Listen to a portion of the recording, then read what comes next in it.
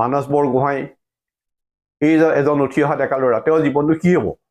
বৰ চিন্তা কৰিবলগীয়া এটা বিষয় হৈছে বৰ দুখ লগা বিষয় হৈ পৰিছে আলফা ছদিনৰ শিবিৰত তেওঁ বন্দী হৈ আছে আপোনালোকে আগৰ ভিডিঅ'বিলাকত দেখিছে আমি দেখা পাইছো যে তেওঁ লোহাৰ শিকলিৰে হাত বান্ধি থৈছে কি এটা দুখ লগা দৃশ্য ভাবিবলৈ বাধ্যকৰ হৈছো সকলো অসমবাসী সকলো অসমবাদী অধীৰ আগ্ৰহেৰে বাট চাই আছে আলফাই তেওঁৰ ওপৰত কি শাস্তি ল'ব মৃত্যুদণ্ডৰ শাস্তি দিব নেকি সাধাৰণতে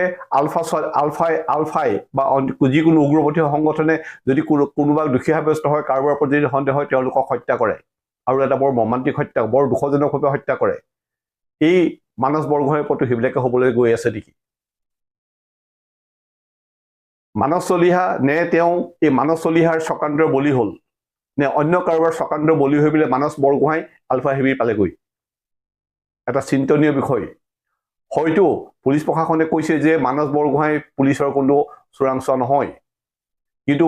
এই মানস বৰগোহাঁয়ে ডাঠি কৈছে যে বাৰম্বাৰ কৈছে যে তেওঁ পুলিচৰ এছআই হয় তেওঁক নিযুক্তি দিছিলে কিন্তু এটা কথা চিন্তা কৰিবলগীয়া যে মানস বৰগোহাঁয়ে বা দেউতাকে যিবিলাক কথা কৈছে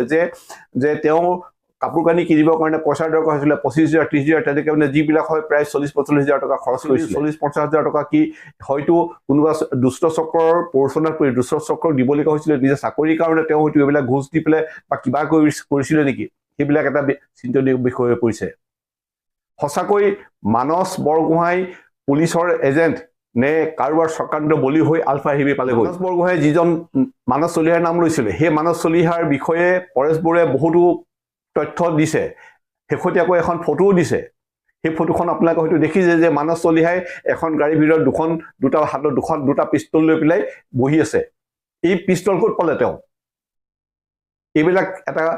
ভাবিবলগীয়া কথা ইফালে তেওঁ গপ্ত ভাষাত লিখা গাড়ী কেনেকৈ পাইছে তেওঁতো কৈছে গাড়ীখনতে তেওঁ কিনিছিলে ছেকেণ্ড হেণ্ড কিনিছিলে সেইবিলাক কথা কৈছে এইবিলাক কিমান সঁচা কিমান মিছা সেইবিলাক যেতিয়া আমাৰ আৰক্ষী প্ৰশাসনে যেতিয়া এইবিলাক তদন্ত কৰিব তেতিয়া এইবিলাক ওলাই পৰিব এতিয়া আহোঁ যে মানস বৰগোহাঁইক আলফা শিবিৰত এতিয়া কি শাস্তি দিব লৈছে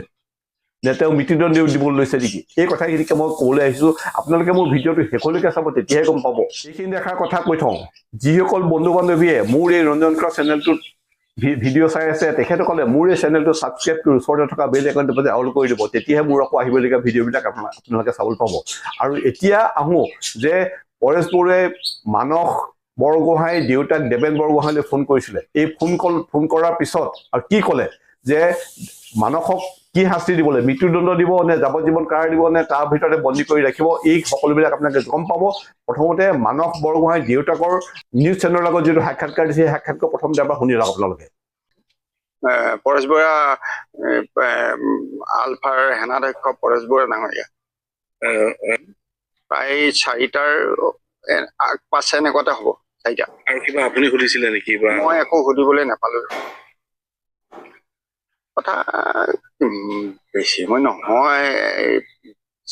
মিনিটৰ ভিতৰহে হ'ব নেকি তেনেকুৱাই হ'ব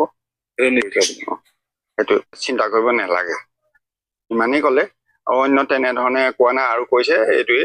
যে প্ৰেক্ষাপটবোৰ চাই আছে নহয় দেখিছে নহয় এনেকে বুলি ক'লে ইমানেই কথা বুলি ক'ব লাগিব আপোনালোকে মানস বৰগোহাঁই দেউতাকৰ সাক্ষাৎকাৰ শুনিলেই দেউতাকে সাক্ষাৎকাৰত কৈছেই যে